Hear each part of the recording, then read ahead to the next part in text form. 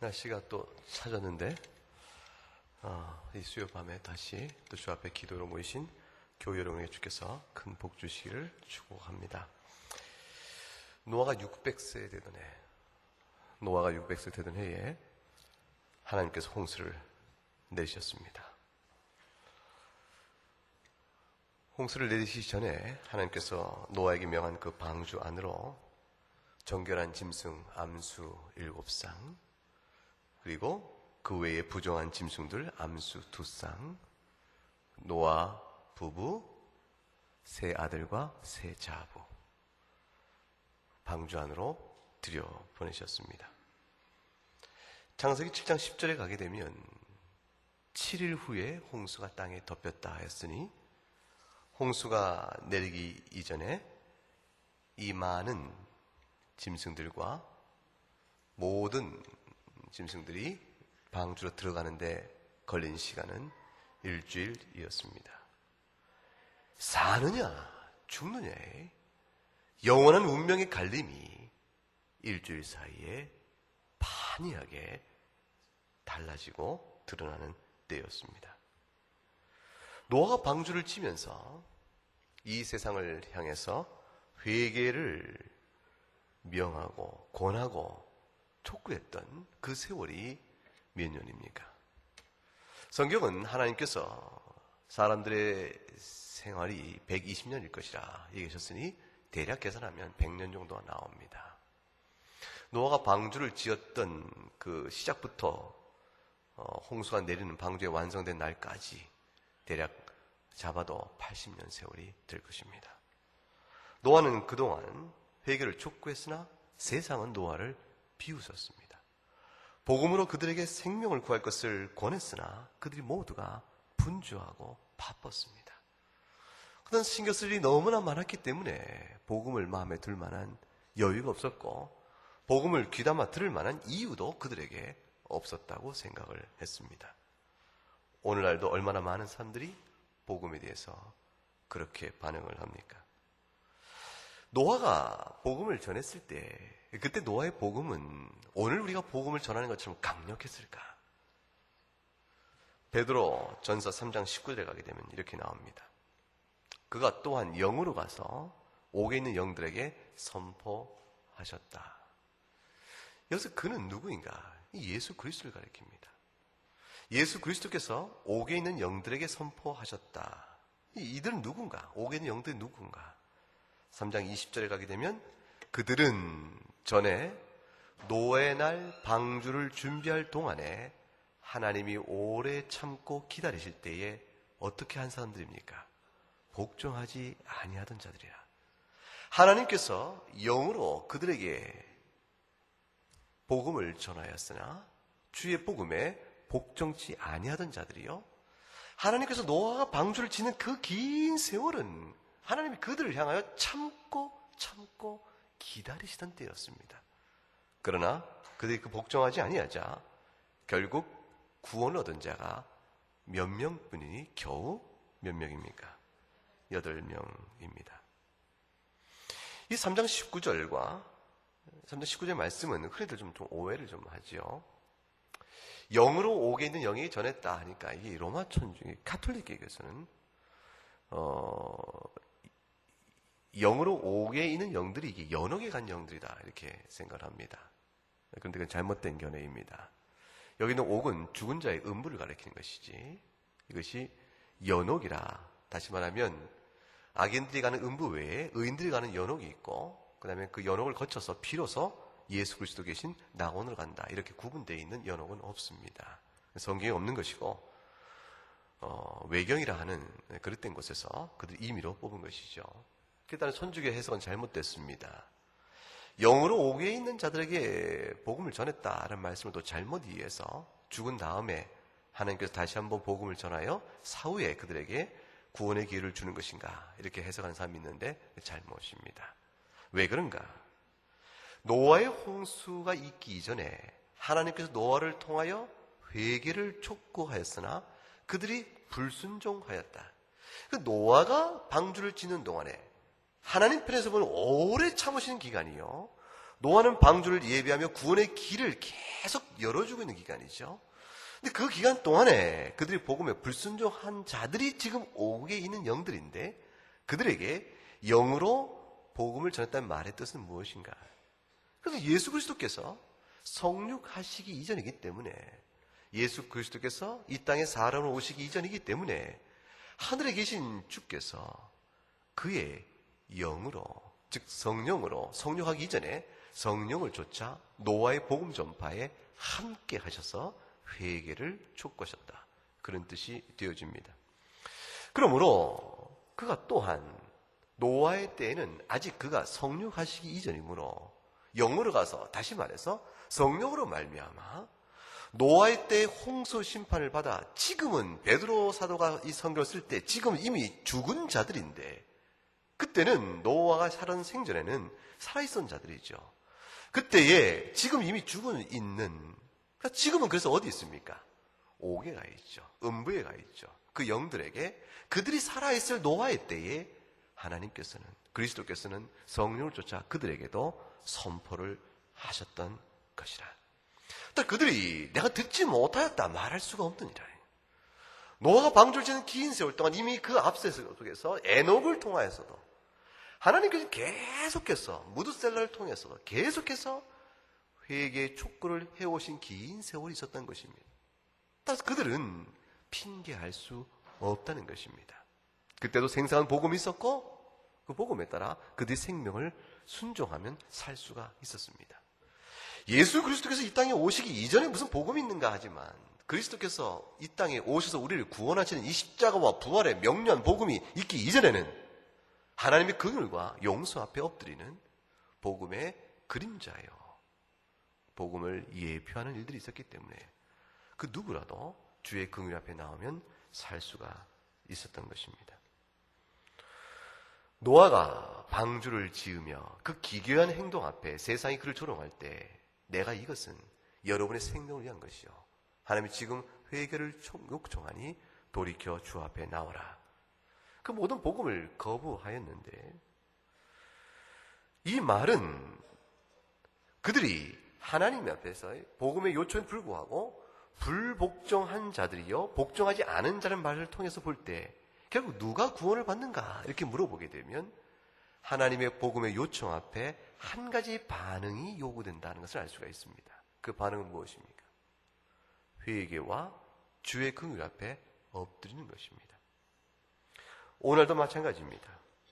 예수 그리스도의 구원을 정령 받기를 원하면 그 구원 앞에 그 구원의 메시지 앞에 자신이 정령코 하나님의 영원한 진노를 받기에 합당한 자인 줄 명확하게 인식하여야 합니다. 하나님은 죄를 미워하십니다. 하나님이 죄를 미워한다는 사실을 사람들은 실감나게 생각하지는 않습니다. 죄를 심상하게 범함에도 불구하고 하나님 앞에 가면 그냥 어찌 될 거 아니겠는가.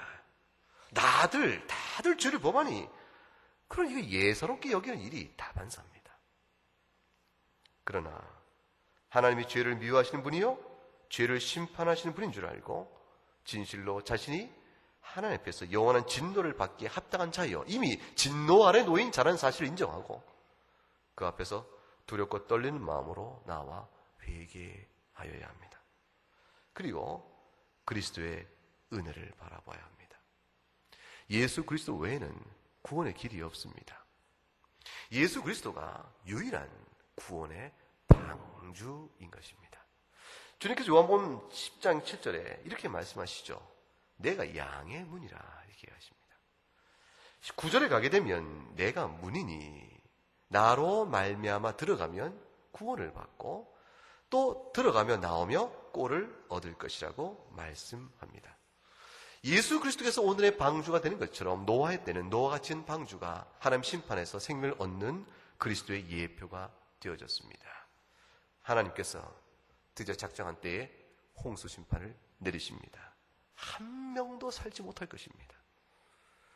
전멸을 당합니다. 비참하지요. 끔찍합니다. 그러나 엄합니다. 하나님의 심판은 그 공의에 따라 죄값을 물을 때 철저하게 묻습니다. 그 심판 안에서 어떤 악도 어떤 죄도 변명과 핑계로 자신을 보존할 수가 없습니다. 하나님께서 택한 자들을, 그들을 불러 하나님께 은혜를 입은 자들을 방주에 들여 밀어 넣으십니다. 창세기 7장 16절에 여기 되어 있습니다. 같이 읽어볼까요? 여호와께서 그를 들여보내시고 문을 닫으시니라. 이제 끝입니다. 문이 닫혀진 그 순간, 더 이상 구원의 기회는 없습니다. 더 이상 어떤 절규도 닫혀진 문을 열지 못하고, 어떤 고통의 소리도, 어떤 신음도, 어떤 애끓는 외침도 닫혀진 구원의 문을 다시 열지 못합니다. 문을 닫으시니까 누굽니까? 문을 닫으시니까 누굽니까? 하나님이십니다. 하나님이 문을 닫으셨으니 쉴 수가 없는 것이요. 닫아야 될 그때에 작정한 그때 닫으신 것이요. 택하여 구원하기로 한 백성 한 명도 잃어버림이 없이 완전한 구원을 이루신 후에 닫으십니다. 하나님이 주권자이신 그분이 닫으시면 누가 그 문을 다시 열 수가 있습니까? 다른 기회는 없습니다. 문이 닫혀진 이후에 어떤 일이 벌어질까요? 구원을 받은 자들에게는 죄로 인한 이 세상에서 자신이 받았던 모든 고통에서 이제는 자유로워지고 참으로 하나님이 약속하셨던 위로와 평강을 비로소 온전히 맛보는 때가 시작됩니다. 구원을 받은 자에게는 평강의 시작이요, 문을 닫혀진 그 바깥에 놓인 자들에게는 심판의 시작입니다. 죽음입니다. 영원한 진노입니다.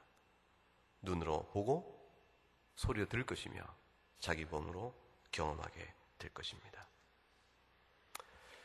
무섭죠? 생각하면 끔찍합니다.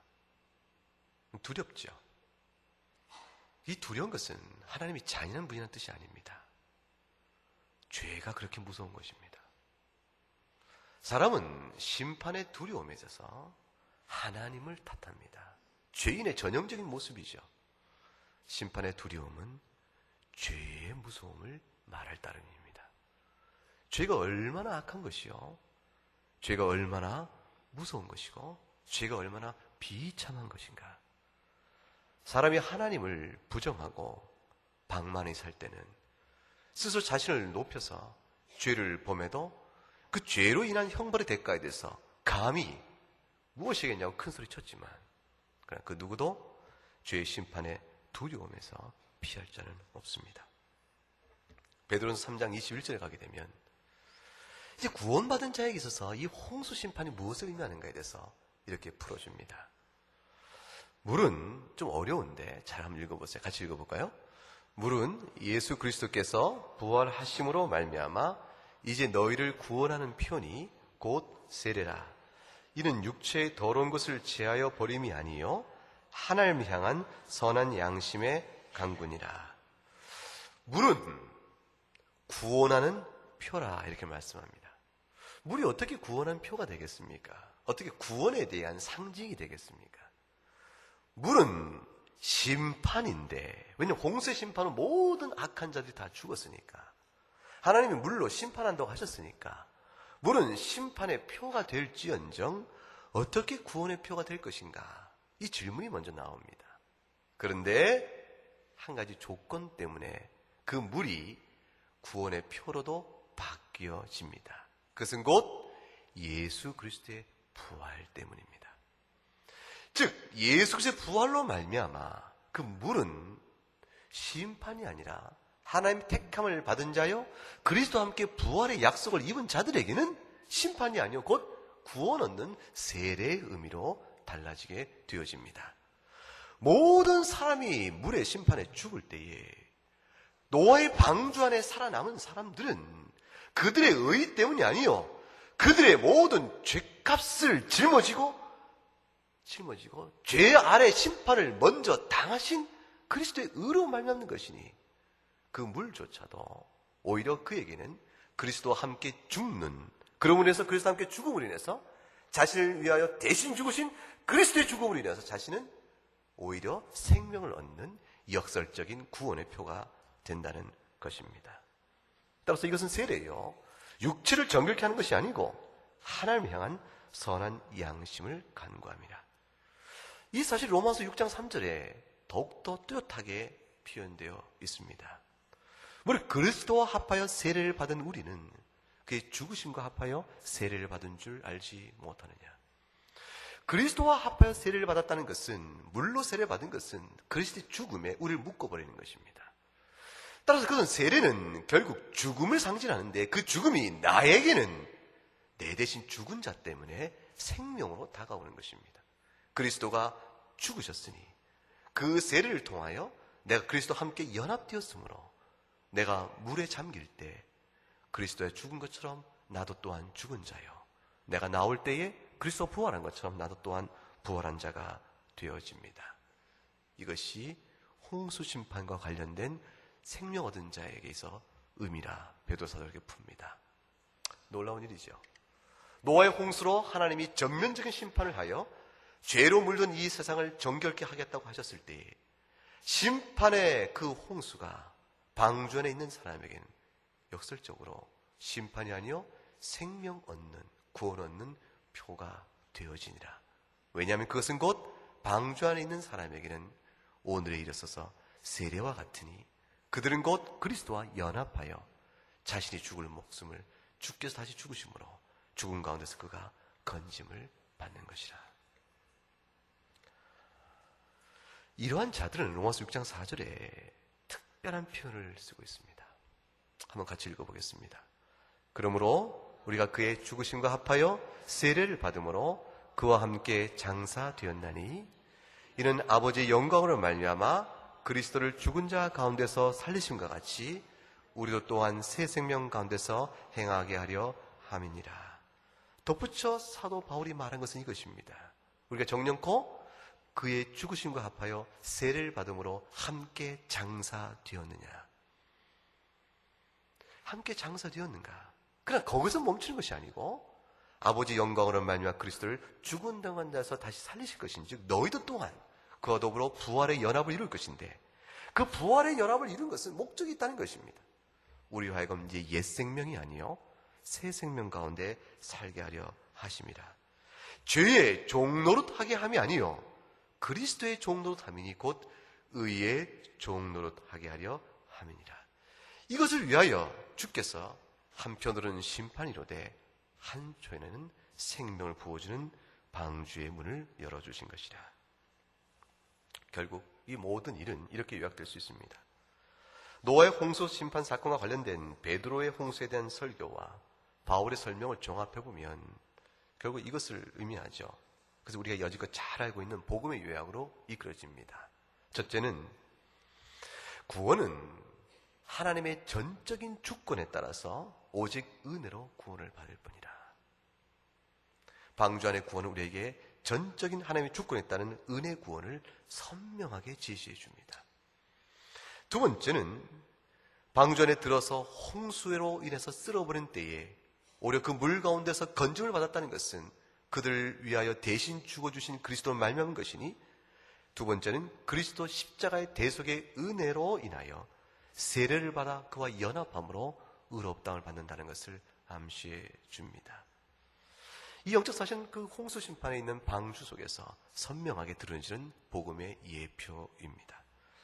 세 번째는 그와 더불어 연합이 되었은즉 다시는 죄에게 종노하지 아니하고 성령의 인도함에 따라서 의에 종노하는 거룩한 새 생명의 삶을 살기 위하여 주께서 우리를 불러내시는 사실을 우리에게 말해줍니다. 우리는 예수 그리스도를 믿는 하나님의 백성입니다. 그로 인해서 교회 회원이 되었습니다. 우리가 곧 방주에 타고 있는 자들입니다. 우리가 방주에 타고 있을 때에 그 방주에 탄 우리들은 하나님 앞에서 어떻게 감사와 찬미를 드려야 하겠는가? 하나님 그 사건을 통해서 우리에게 기대하시는 것이 무엇인가? 첫 번째 생각할 것은 이것입니다. 노아를 생각해 보는 것입니다. 방주를 뚜벅뚜벅 지어나갔던 노아. 영으로 그 당시 모든 사람들에게 회개의 촉구를 하셨던 하나님의 은혜, 그를 전도하였던 노아의 모습, 그 모습은 곧 하나님 예수 그리스도의 영원한 하나님 나라를 소망적인 기다리는 오늘의 우리의 삶과 같은 모습이 되어져야 합니다. 첫 번째, 그것을 따라서 하나님께서 방주의 문을 닫으시기 전에 택한 북성을 불러 모으시는 전도의 사역은 곧 우리와 우리의 사역이 되어야 한다는 사실을 암시해 줍니다. 생각해 보세요. 하나님이 때가 되어짐에 문을 닫아버리면 구원의 기회는 더 이상 없습니다. 사도 바울은 노아의 심령과 똑같은 심령으로 그때의 사역을 하였습니다. 당대 고린도 교회에게 이렇게 얘기했죠. 고린도후서 6장 1절과 2절 말씀에 우리가 하나님과 함께 일하는 자여 동역자로서 너희를 권하노니 하나님 은혜를 헛되이 받지 말라. 2절 이르시되 같이 읽어보면 내가 은혜 베풀 때에 너에게 듣고 구원의 날에 너를 도왔다 하셨으니 보라 지금은 은혜 받을 때요 보라 지금은 구원의 날이로다. 아직은 방주문이 열려 있는 것입니다. 아직은 열려 있음에 우리가 노아가 그러한 것처럼 우리도 복음을 전하여야 합니다. 복음을 전하는 일에 힘을 다해야 합니다. 언제까지 열려 있을까요? 이 복음의 문이 살아있는 그때까지입니다. 역사로 보면 주께서 다시 오실 때까지이지만 개개인 인생에 보게 되면 육체 가운데 아직 호흡이 있을 때까지입니다. 언제 우리 호흡이 걷어지게 될까요? 하나님의 주권 안에 있습니다. 하나님이 닫으시면, 하나님이 그 호흡을 거두시면 그때가 곧 문이 닫히는 때입니다. 우리 가운데 내일을 살겠다고 장담할 자가 누가 있으며 우리 가운데 10년을 약속할 자가 누가 있습니까? 하루 받아 하루 사는 인생 속에서 주의 은혜로 우리는 생명을 건진 자요 방주의 문이 닫히기 전에 복음을 들어야 할 자에게 복음을 듣게 하는 일을 게을리하지 않아야 합니다. 지금이 은혜 받을 만한 때요 살아있는 호흡이 육체 가운데 있을 때가 바로 구원의 유일한 기회의 날이기 때문에 그렇습니다. 숨이 거두면 다시는 기회 없습니다. 죽은 다음에는 다시는 기회는 없습니다. 혹자가 허튼 소리 하는 사람들이 있는데 성경 어디에 그런 교훈은 없습니다. 두 번째는 방주 안에 이미 들어온 자들은 어떻게 살아야 됩니까? 우리가 그리스도 안에 방주에 이미 들어온 자들인데 하나님 은혜로 이미 방주에 들어온 자들인데 우리가 어떻게 살아야 합니까? 그리스도의 의를 힘입어 하나님의 자녀가 되었은즉 우리의 유일한 신앙의 본질은 성령을 쫓아 사는 것이 되어야 합니다. 우리 안에 새 성품을 빚고 새 생명으로 우리를 인도하시는 부활의 능력에 따라서 살아가는 열매를 맺어줘야 합니다. 그것을 위하여 주께서 우리를 새롭게 지은 바 되었으니 그것을 통해서 우리는 하나님께 우리를 의의 가운데 불러내신 그 은혜를 찬송하게 되는 것입니다. 골로새 3장 1절과 4절에 결국 이렇게 사도 바울이 이 사실과 관련하여 권면합니다. 한번 같이 읽고 결론을 맺습니다. 그러므로 너희가 그리스도와 함께 다시 살리심을 받았으면 위의 것을 찾으라. 거기는 그리스도께서 하나님 우편에 앉아 계시느니라. 위의 것을 생각하고 땅의 것을 생각하지 말라. 이는 너희가 죽었고 너희 생명이 그리스도와 함께 하나님 안에 감추어졌습니다. 우리 생명이신 그리스도께서 나타나실 그때에 너희도 그와 함께 영광 중에 나타나리라. 너희가 죽었고 너희 생명이 그리스도와 함께 하나님 안에 감춰졌다. 너희가 홍수의 심판이요 세례를 표하는 것이요 그리스도와 함께 이미 장사되어졌다. 그리스도와 함께 부활하여 연합하여 새 생명 얻었으니 너희가 우리의 생명이신 그리스도께 나타나실 그때에 영광 중에 나타날 걸 소망 중에 바라며 무엇을 바라고 살 것인가를 생각하라. 위의 것을 찾으라. 명심하고 마음에 새겨두어야 합니다. 신앙은 가볍지가 않습니다. 신앙생활은 적당히 하는 것이 아닙니다. 신앙생활은 마음의 중심에 힘을 다해서 살아가는 것입니다. 신앙은 거칠애가 아닙니다. 신앙은 남들과 다 똑같은데 종교적 취향을 하나 더하는 것이 아닙니다. 신앙은 여러분이 하고 있는 어떤 취미하고도 같은 것이 아닙니다. 신앙은 여러분의 생명입니다. 여러분의 인생 전부여야 합니다. 거기서 여러분이 과연 방주 안에 있는 자의 위로를 아는 것입니다. 실로 여러분이 죄를 미워하십니까? 죄를 두려워하십니까? 하나님이 죄를 향한 마음처럼 여러분도 여러분 안에 있는 죄에 대해서 미워하는 마음이 있습니까?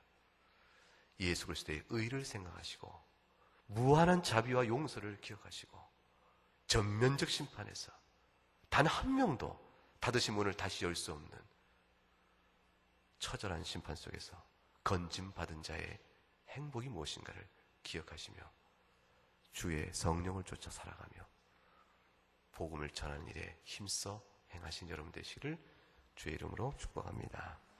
기도 올립니다.